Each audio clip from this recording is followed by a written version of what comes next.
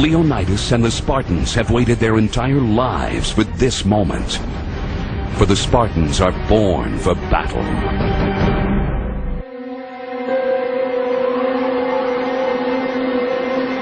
Around 530 BC, 50 years before the battle at Thermopylae, Leonidas is a newborn and faces the first challenge of his military life. A Spartan elder examines Leonidas for defects. At birth, the first act of the state after you were out of your mama's womb was to look at you and say, you are fit or you are not fit to live in this society. This was a hardcore warrior society. You couldn't have anybody that might be a weakling or be a weak link. If a baby had any imperfection at all, they didn't allow him to live. The child would be, quote, exposed. That is, it was a sacred hillside where the child would be taken and left there to die. No consideration is given to the feelings of the parents. All that mattered is the benefit of the child to the state. Only two people in the Spartan state could have a tombstone with their name on it. One, a man who died in battle. The other, a woman who died in childbirth. Because both acts were seen as giving your life for the state. And if you reflect on that for a few moments, childbirth, child-rearing is for the state.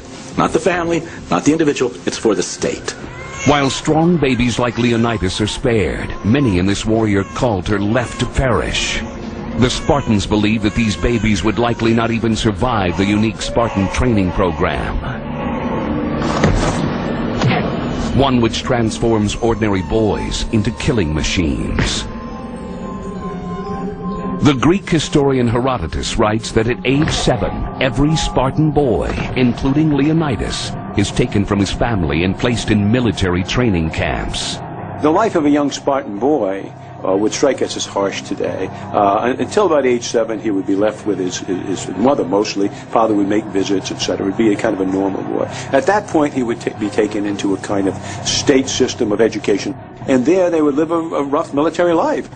Here, young Leonidas will live, train, and learn to kill. When a young boy was taken from his mother at age 7 and entered the agoge, the upbringing, he never did anything except train for the next 12 years until he entered the army. Their education focused on military skills and discipline and toughness. They were often not fed sufficiently, so they'd be hungry all the time. This would encourage them to steal in order to eat. You were taught not to cry. You were taught to conceal pain. Their whole society was set up to try and strip you of individual identity.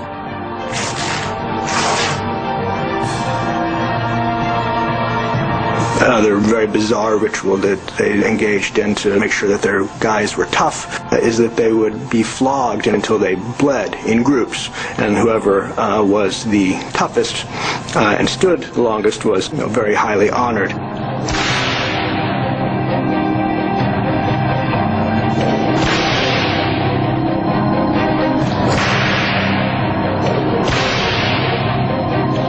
And the families would stand around and yell and scream at the boys, "Don't you pass out, don't you pass out." There does seem to be some indication that there is an increasing level of violence as you got older, and of course one suspects that this is aimed. The hazing and the other aspects of fraternity life go awry. As the boys get older, the training becomes more and more intense. Do honor to your family! Do honor to your Spartan heritage! You will get strong, or you will die! For Spartan!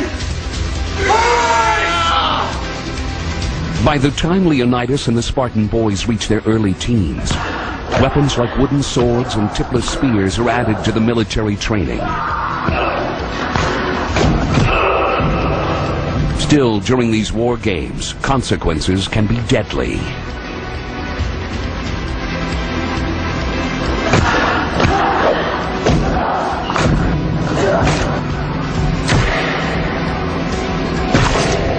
youths were killed in the course of this fight.